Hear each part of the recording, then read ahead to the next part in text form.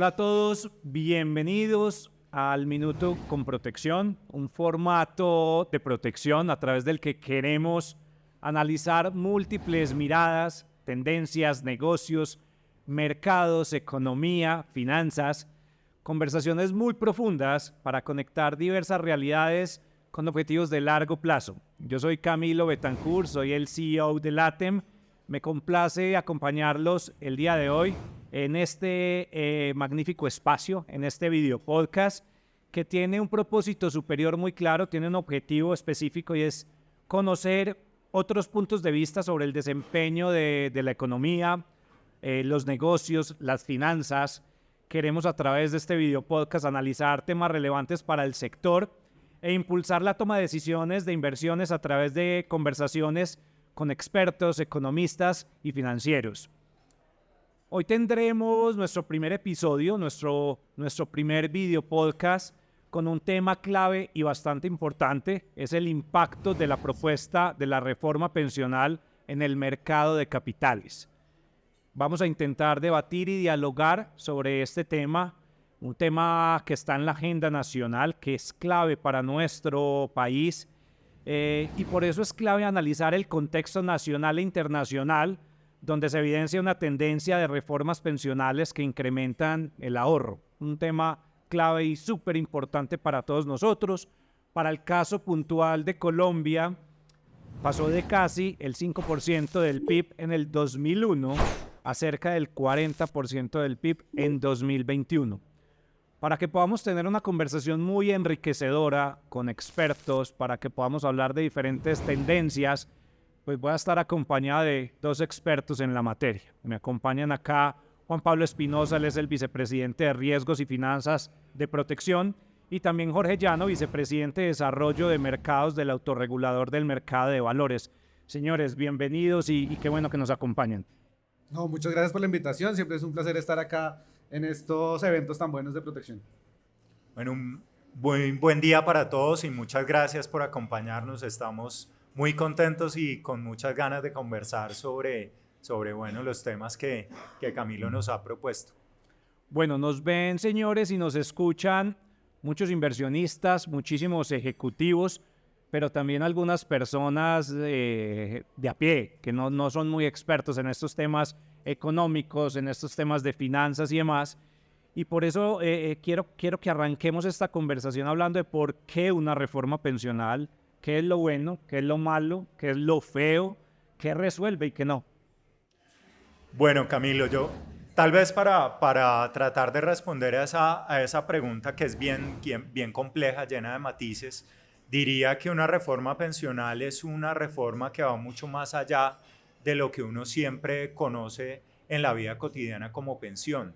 Realmente el sistema pensional está en el núcleo de la economía, de los mercados, toca no solamente a los afiliados, a los pensionados y a sus familias, sino que tiene unas repercusiones muy hondas sobre el modelo económico del país y sobre la manera en la que, digamos, nuestra economía está estructurada y de la manera también como el capital que se mueve a lo largo de la economía puede ser distribuido y aprovechado. En ese sentido, cuando uno, digamos, analiza cualquier tipo de propuesta, no solamente tiene que ver y enfocarse, digamos, en los detalles puntuales de las cotizaciones, de los pilares, bueno, todo lo que hemos oído en el país en las últimas semanas y que seguramente ahorita lo vamos a conversar, sino que también tenemos que pensar en las repercusiones, sobre todo en las repercusiones de mediano y de largo plazo, porque una reforma pensional precisamente es una decisión que toma la sociedad y que es una decisión que, a diferencia de, por ejemplo, una reforma tributaria que en nuestro país estamos acostumbrados a que cada año y medio pase, realmente una reforma pensional es algo que pasa en prácticamente una generación. De modo que las decisiones que estamos tomando hoy van a tener repercusiones muy profundas. Y si nos volvemos un poco al planteamiento que nos hacías, Camilo, con la pregunta, pues indudablemente la propuesta que el gobierno ya presentó en el Congreso y que es la base de la discusión hoy en día en el país, tiene cosas positivas, tiene cosas que vale la pena resaltar y destacar.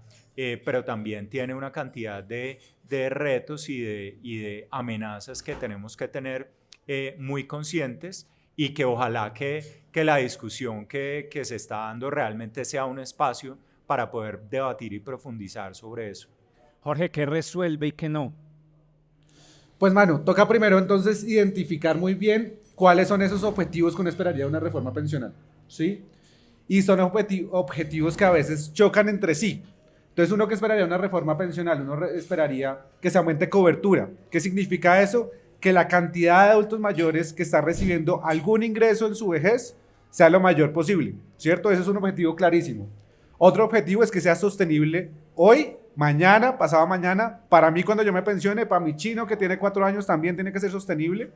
Y eso es un tema, digamos, también muy relevante. Tiene que ser equitativo. La plata del gobierno que sale de subsidios tiene que ir a la población más vulnerable, ¿sí? A la gente que no tiene cómo comer en su vejez, que no tiene cómo generar ingresos. A esa población es la que más plata se tiene que destinar. Y también tiene que ser, obviamente, unos ingresos que sean suficientes para poder, digamos, pues estar tranquilo en la vejez. Esos objetivos chocan a veces, muchas veces entre sí. Entonces, por ejemplo, hoy en día tenemos un sistema de reparto o Colpensiones, administrado por Colpensiones, que da mucha plata a la gente de más altos ingresos y pues da unas pensiones mucho más altas, ¿sí? Entonces la gente está más tranquila cuando, digamos, la gente de altos ingresos, que le conviene pasarse a veces a Colpensiones, está más tranquila, pero a costa de darle menos plata a los más vulnerables, a costa de que nos cuesta un cojonal de plata, a costa de muchas cosas. Entonces hay que lograr armonizar eso. ¿Cómo se armonizan esos 4 objetivos? Con una variable muy importante, y es donde se está moviendo la mayoría de países desarrollados en el mundo: aumentar el ahorro pensional como porcentaje del PIB.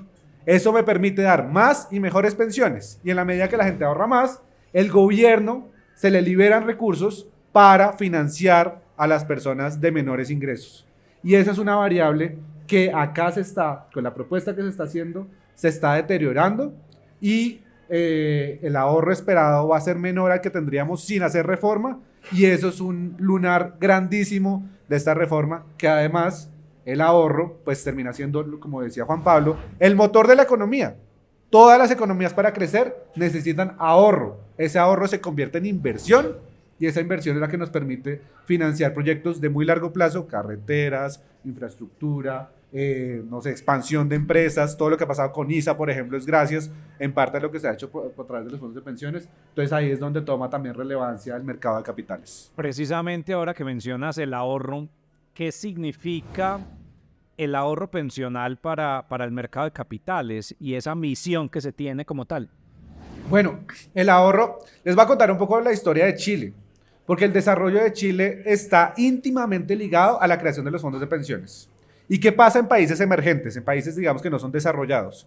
¿Qué pasa en países desarrollados? Por lo general hay más ahorro y hay unos actores que naturalmente empiezan a invertir pensando en el largo plazo, y se empieza a desarrollar unas dinámicas bastante favorables que ya nos permite como pensar en proyectos muy ambiciosos que generan rentabilidad para el país. ¿Qué pasa en países emergentes? Como el ahorro es tan bajo, ¿sí? El ahorro, por lo general, si no existen los fondos de pensiones, está pensado en muy corto plazo. Entonces eso impide un poco el desarrollo y el crecimiento del sector empresarial. Cuando se crean este ahorro obligatorio, que ya está pensando en un plazo de 30, 40 años, la dinámica en el mercado y en la economía es totalmente diferente. Porque hay un actor, que son las AFPs, por ejemplo, que ya están pensando en unos horizontes de tiempo tan amplios que permiten que nosotros podamos acceder, por ejemplo, a hipotecas a 30 años, con unas tasas bastante interesantes. Permiten al gobierno financiarse a periodos también muy largos, y al financiarse en periodos muy largos, permite tener recursos para proyectos que no serían posibles bajo otras dinámicas. Entonces cambia totalmente, y el corazón del desarrollo de Chile, por ejemplo, está íntimamente ligado a la creación de los fondos de pensiones en el 81. Entonces, eso es la importancia en los países emergentes. Cuando se crean fondos de pensiones, se cambia totalmente la dinámica y se empiezan a encontrar financiamientos que todos buscamos para poder tener mejores activos en este momento. Entonces, buenísimo es eso. importante. Juan, se ha generado mucho ruido con esta propuesta de reforma. De aprobarse tal y como está planteada, ¿cuál crees tú que será el impacto de esta reforma pensional en el mercado de capitales? Bueno, tal como estaba planteado el proyecto, perdón, que el gobierno le presentó al Congreso hace algunos días, pues hay un mensaje muy grande, como decía Jorge ahorita, y es que el sistema de reparto que administra Colpensiones pues va a entrar a absorber la gran mayoría de los aportes que los colombianos hacen periódicamente al sistema pensional. Eso en la medida en la que ese límite de 3 salarios mínimos, que es el nivel de ingreso hasta el cual va a cubrir ese régimen de reparto, pues realmente corresponde a la gran mayoría del mercado laboral colombiano. Recordemos que somos un país de ingreso medio bajo y por lo tanto ese nivel de 3 salarios mínimos es un nivel al cual pues cubre más del 80% de la población que está en el mercado laboral. Entonces, ¿qué pasa? Que esos flujos van a ese sistema de reparto y en esa medida, digamos, esa fuente de ahorro que ha tenido la economía en los fondos de pensiones en estas últimas 3 décadas, pues va a recibir muchos menos recursos. Y en ese sentido, una de las críticas que se le hizo al proyecto desde el principio fue justamente esa, razón por la cual el gobierno, digamos, incluyó en las distintas, digamos, versiones de la reforma, un fondo de ahorro, un fondo que está destinado a tomar esos nuevos aportes que va a recibir Colpensiones y a guardarlos en unos montos pues, que están establecidos en el proyecto de ley, de tal manera que sean un mecanismo para compensar esa caída del ahorro. ¿Cuál es el punto que yo quiero hacer al respecto de eso? Y es decir que uno tiene la intención de ahorrar, y yo creo que a ustedes muchas veces les pasa, y es una cosa es tener la intención de ahorrar y otra muy distinta, hacerlo con disciplina y hacerlo bien. Y yo creo que de pronto hoy en día en nuestro país estamos dando por sentado como si fueran muy espontáneas y muy naturales muchas cosas. Una de ellas, por ejemplo, es la labor que han hecho desde la perspectiva de gestión de inversiones los fondos de pensiones privados. Colombia, quiero recordarlo, es el país de la OCDE que en los últimos 20 años ha obtenido una rentabilidad real en los fondos de pensiones más alta, aproximadamente del 6.2%.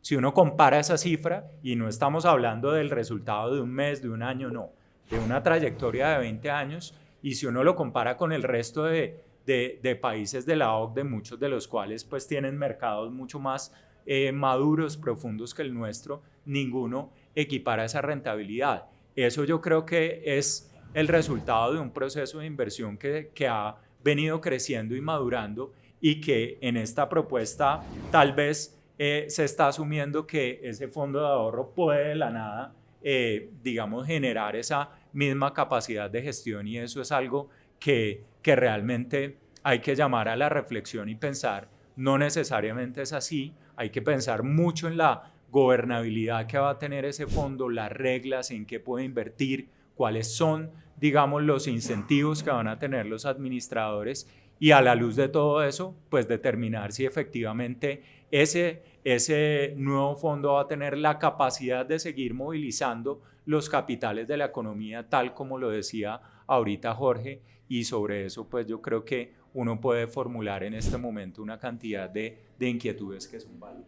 Déjeme complementar un par de cosas que me parece buenísimo lo que dice Juan, y es lo siguiente. Primero, entender que esta dinámica de meter al 88% de los trabajadores a un sistema de reparto puro es totalmente en contravía de lo que está pasando en todo el mundo, incluido México y Chile, que ahorita más adelante si quiere exponemos un poco el caso de México y Chile con gobiernos de izquierda, no es un tema ideológico, pero es totalmente distinto a lo que están haciendo allá.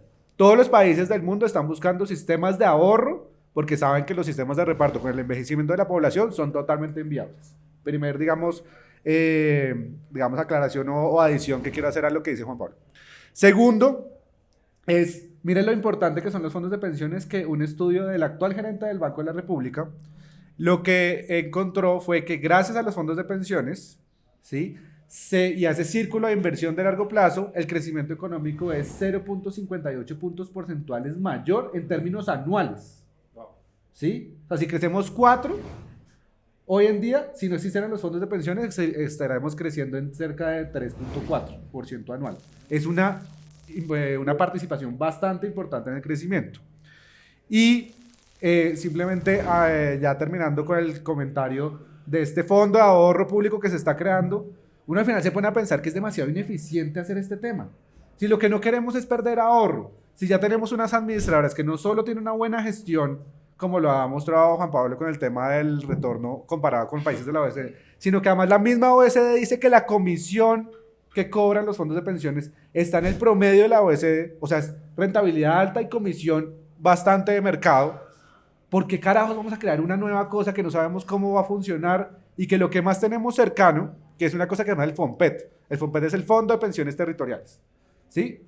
Y el FOMPET, cuando uno mira cómo se ha invertido, cómo se ha gestionado, se ha dado cuenta que eso está lejos de ser bien administrado como los fondos de pensiones. Hoy en día los fondos de pensiones son el institucional más diversificado, con un portafolio espectacular en obligatorias, que una parte está fuera claramente porque se tiene que buscar también la rentabilidad. Es maravilloso que las utilidades de Apple vengan a mí, Jorge Llano, porque estamos expuestos a las utilidades de Apple.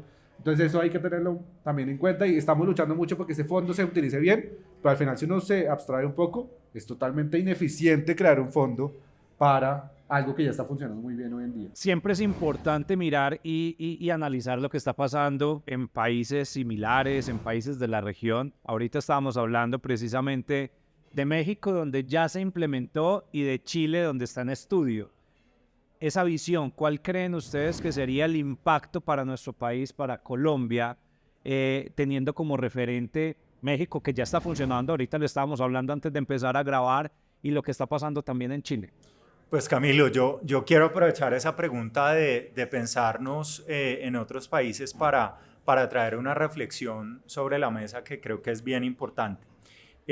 Tal vez para los que les gusta leer la revista The Economist, se habrán dado cuenta que en su última edición, estamos hablando de la última edición de mayo de este año, habla del fenómeno del declive poblacional como uno de los elementos más importantes, más retadores que la sociedad de hoy en día va a vivir, y sobre todo que genera un panorama muy distinto al que hemos venido viviendo en la humanidad por siglos, en el resto del siglo XXI, un siglo en donde va a empezar a haber caída de la población en valores absolutos. ¿Por qué menciono esto? Porque volviendo nuevamente a la propuesta de reforma pensional, que está soportada en un fortalecimiento del sistema de reparto, pues el sistema de reparto nació cuando las tendencias demográficas en el mundo eran muy distintas.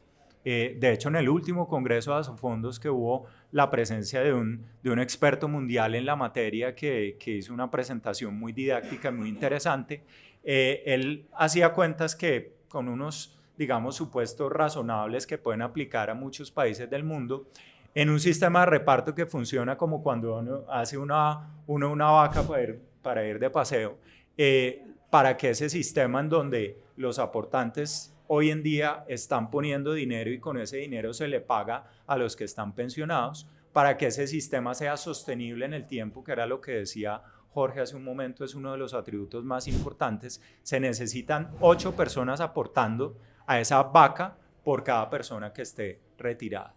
Hoy en día en Colombia esa cifra está alrededor de 5, un poco más de 5. Es decir que si sigue pasando el tiempo va a haber un momento en el que el sistema no va a aguantar. Pero lo más interesante de todo, y es trayendo a nuestro caso de Colombia este comparativo, lo que nos vamos a abocar al cabo de unas décadas es que esa proporción va a estar 2-1, y ahí sí el sistema definitivamente va a hacer agua. Entonces, como les decía, cuando uno está pensando en el sistema pensional, tiene que pensar en el hoy, en el mañana, pero también tiene que pensar en las siguientes décadas, y la conclusión es muy evidente, y es que si el mundo sigue esa tendencia demográfica que es ya muy evidente, pues la única solución a mano, razonable, adecuada para pensar en la vejez no es que haya unos jóvenes que me vayan a subsidiar mi pensión, que no va a haber la cantidad suficiente, sino cómo hoy yo puedo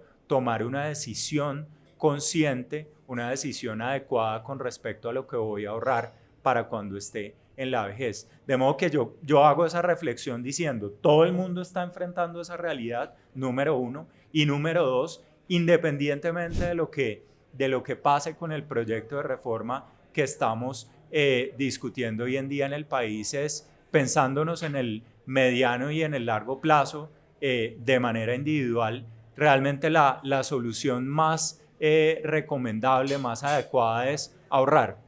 Realmente la solución a toda esta incertidumbre que estamos viviendo, a qué nos depara el futuro, de manos de cualquier persona que tenga la capacidad es ahorrar, porque ese ahorro indudablemente nos va a poner en una mejor posición, independientemente de que efectivamente haya un pilar contributivo y colpensiones, etcétera. Es más, por el contrario, si llega a aprobarse la reforma tal como está, yo creo que el gran llamado para quienes quieran pensar en un ingreso, digamos, adecuado hacia futuro, es indudablemente tener ese complemento de ahorro que cada uno pueda hacer. Ahí, Yo quiero Sí. tu posición.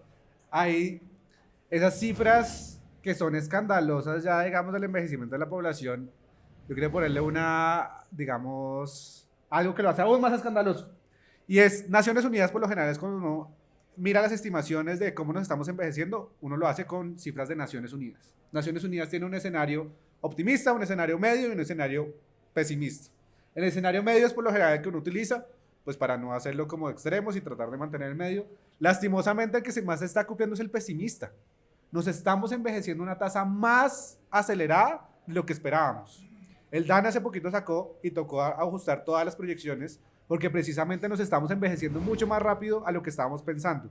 ¿Qué ocurre ahí? Por ejemplo, migración de población joven. Entonces, estamos envejeciendo a una tasa más acelerada, pero además esas cifras que ponía Juan Pablo, de 5 por cada adulto mayor, 2 a 1, son asumiendo que todos los jóvenes están contribuyendo a la seguridad social. No es el caso colombiano, claramente, con los altos niveles de informalidad, 60% de informalidad. Entonces, ni siquiera, o sea, ya estamos en un escenario que estamos hablando de un 3 o 2 personas por cada adulto mayor si tomamos los cotizantes.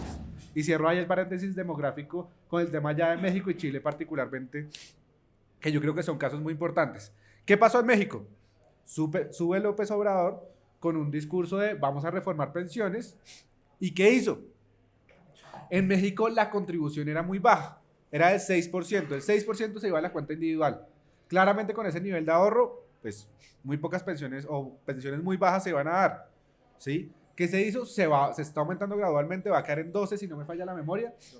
Y se está haciendo una gestión del portafolio, que esa plata se administre por las AFORES, que son las AFPs de allá, bastante rigurosamente, pensando en el largo plazo y con unos esquemas pues bastante interesantes. O sea, si uno replica la reforma de México en Colombia, yo sería pero feliz y dichoso. E incluso Boric, lo que está pasando en Chile, es aumentar también ese aporte, que allá es 10%, aumentarlo gradualmente, para de nuevo aumentar el ahorro. O sea, es que estamos siendo en contravía en serio de todo el mundo, metiendo a toda la mayoría de población en un sistema de reparto que hace agua, pues con todas las cifras demográficas y que lo sabemos desde hace años, y pues es simplemente tratar de negar los datos a partir de temas más ideológicos. Jorge, me quedo contigo y hablemos un poquito ahora de los ciudadanos de a pie, esos que también tienen inversiones en mercados financieros. A esas personas, ¿cómo los afectaría esta propuesta?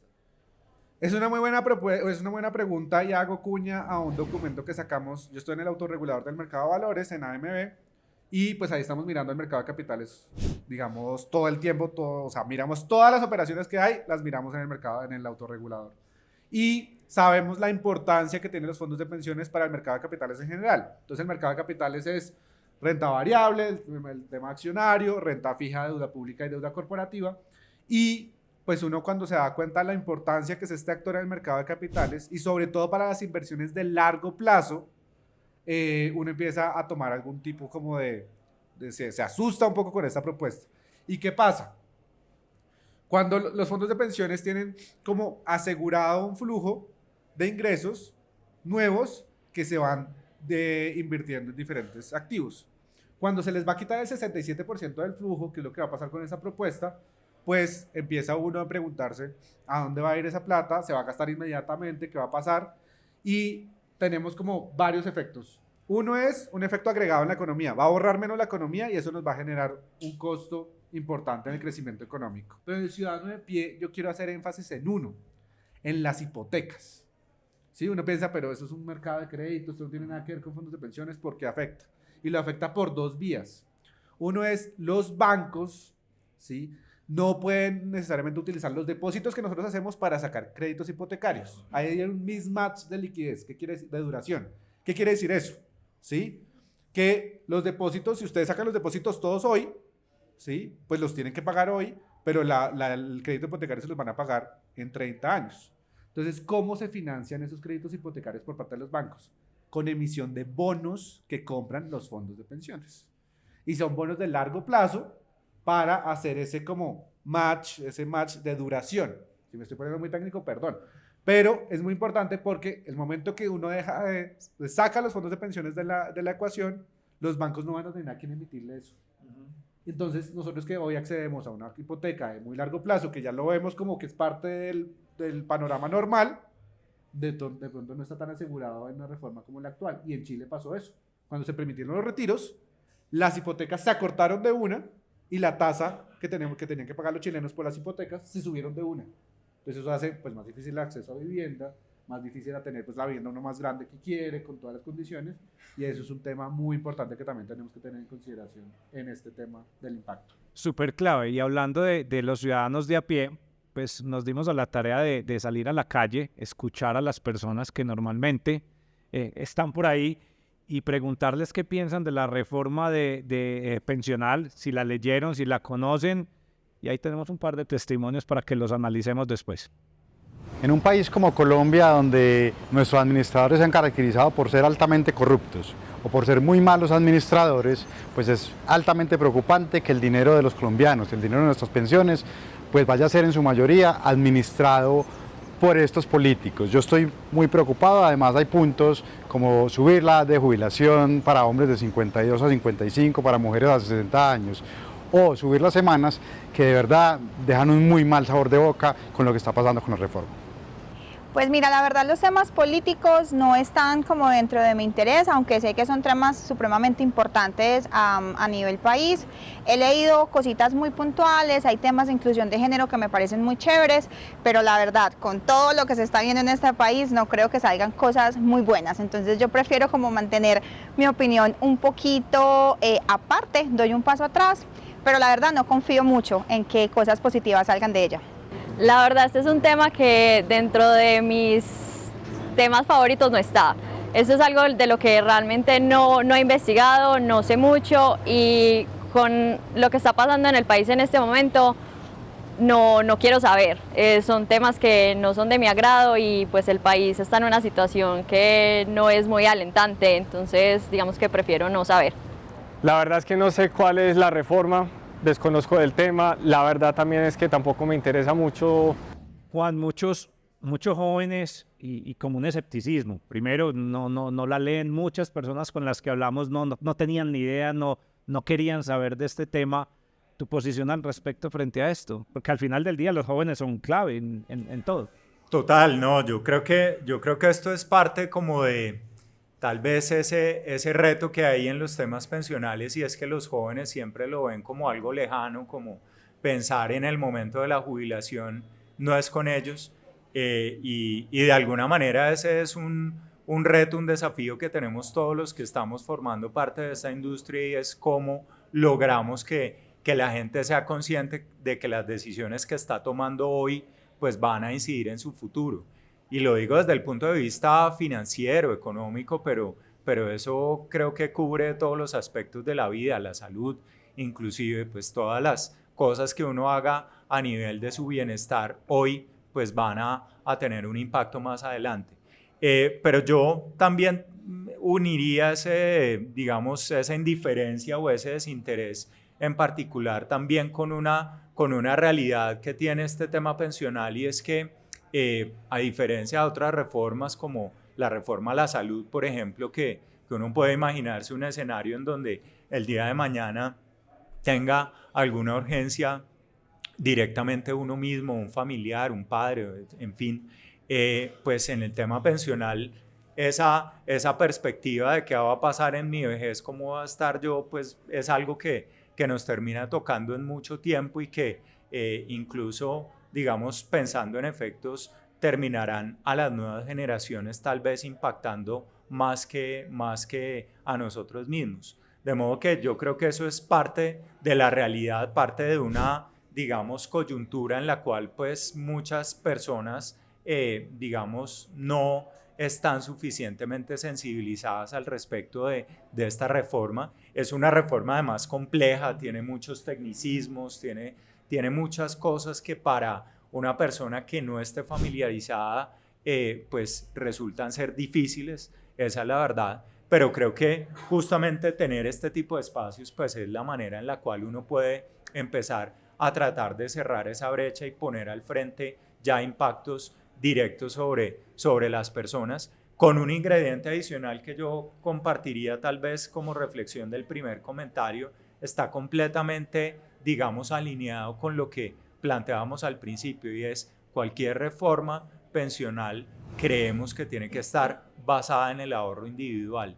Y cuando uno como sociedad le está dando al Estado una capacidad, digamos, de actuación mucho más grande de la que tiene hoy, una capacidad de decisión sobre ese ahorro, pues, digamos, uno tiene que tener muy claro no solamente, digamos, esa transferencia que implica, sino también las capacidades que tiene el Estado para lograr cumplir a cabalidad ese papel. Y pues creo que, como decía Jorge hace un rato, con el FOMPET y muchos otros casos en otros sectores, pues el Estado en Colombia tiene como administrador digamos, un historial que no es el que tal vez resultaría más tranquilizante pensando en a quién le estoy confiando los recursos que he venido ahorrando toda mi vida. Bueno, al final, como lo dices tú, este tipo de ejercicios, este tipo de propuestas audiovisuales y auditivas es para eso, para intentar bajar esos temas que a veces son tan complejos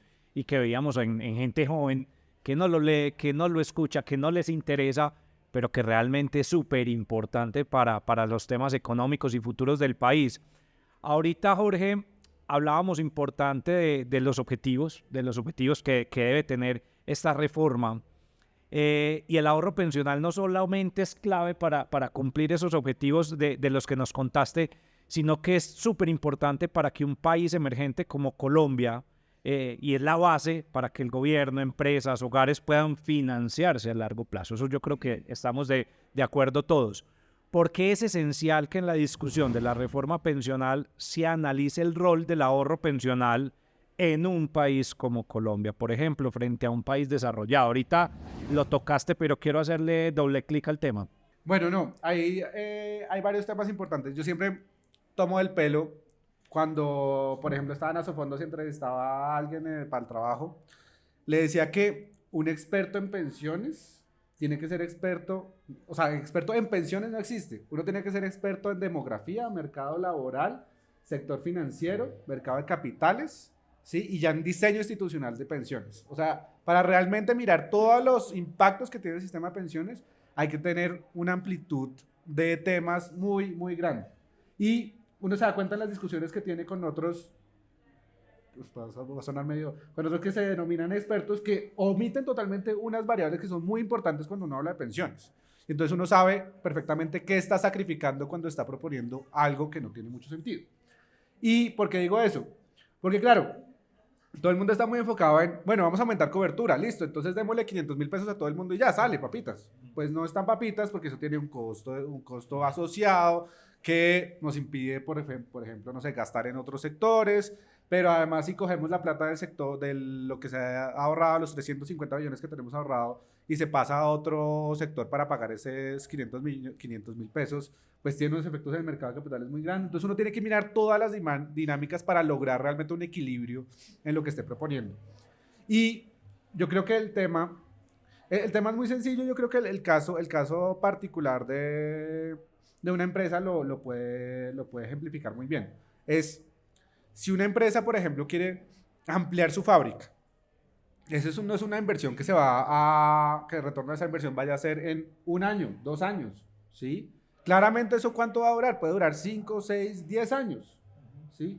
Un fondo de capital privado, ¿usted sabe más o menos cómo opera un fondo de capital privado? Un fondo de capital privado lo que hace, no sé, Andrés Carne de Res, era un restaurante así de chiquito, eso lo compró un fondo de capital privado y ahora vamos a Andrés en todas partes, ¿sí? Eso es digamos, un resultado de un fondo de capital privado que compró Andrés. Y eso es una inversión de muy largo plazo. Y para lograr hacer esas inversiones que dinamizaron mucho el sector, dinamizaron mucho la empresa, pues se tiene que tener alguien detrás que esté pensando y que esté dispuesto digamos, a prestar esa plata, en alguna medida, a prestar esa plata a esos horizontes de tiempo. Entonces, ¿por qué ISA ahora es un monstruo en concesiones en Chile? ¿Por qué ISA tiene inversiones en Sao Paulo? ¿Por qué? Porque logró capitalizar, con esa salida que salió a la bolsa de valores, sí, a ser un emisor público, logró financiarse para esas inversiones y logró crecer. Eso pasa en el país. Si el país está pensando en esas inversiones y hay alguien detrás que está dispuesto a financiar con bonos, con acciones, con otros mecanismos, pues precisamente el país puede ambicionar más, puede crecer más y ese 0,58 puntos porcentuales que yo decía se puede materializar. Ahora, lo contrario, si usted ya no tiene jugador de largo plazo, le pasa lo de Argentina. Argentina es tasas altísimas y a un año, eso no le va por ningún lado y lo que le toca es tratar de meter más emisión monetaria a ver si consigue plata por algún lado y después queda con una inflación altísima. Juan, supongamos en el panorama o en el escenario de se aprueba la reforma tal como está. ¿Cuáles serían las oportunidades y para qué jugadores en temas de inversiones? O sea, ¿qué oportunidad verías tú y para quiénes serían esas oportunidades? Pues Camilo, me gusta mucho esa pregunta porque nuevamente tratando de poner esta discusión en las decisiones del ciudadano de a pie. Si la reforma se aprobara tal como está hoy en día estructurada, yo creo que vamos a movernos a un escenario en donde todas las personas que tengan la capacidad de poder tener un ingreso que supere el umbral del pilar del régimen, perdón, del componente de reparto que va a administrar Colpensiones, tienen desde la perspectiva del bienestar futuro, tienen que hacer un esfuerzo muy importante en materia de ahorro y creo que la industria de los fondos de pensiones evolucionaría hacia un modelo en el cual justamente va a haber mejores alternativas de inversión, más amplias de los que tenemos incluso hoy en día y también la vocación de generar unos retornos, unos resultados desde la perspectiva de la gestión que acompañen el crecimiento de ese ahorro. De modo que yo, digamos, en esa perspectiva tendría como visión una industria de fondos de pensiones que va a estar, digamos, comparativamente generando un beneficio y ofreciendo unas posibilidades que le van a permitir a muchos complementar ese ahorro y lograr, digamos, superar los mismos límites que el sistema de reparto está imponiendo hoy en día. Perfecto. Juan y Jorge, muchísimas gracias por acompañarnos, por estar aquí con nosotros en este podcast de Al Minuto con Protección. Antes de despedirnos, conclusiones finales. En el caso tuyo, Juan, ¿cuál sería tu escenario ideal? Que tú dijeras, oye, todos los planetas alineados, todo funcionó y así es que debería estar, porque evidentemente se necesita una reforma, pero con unos puntos específicos. Y Jorge, conclusiones finales de hacia dónde vamos próximos meses que son bastante interesantes en materia política, económica y social en el país.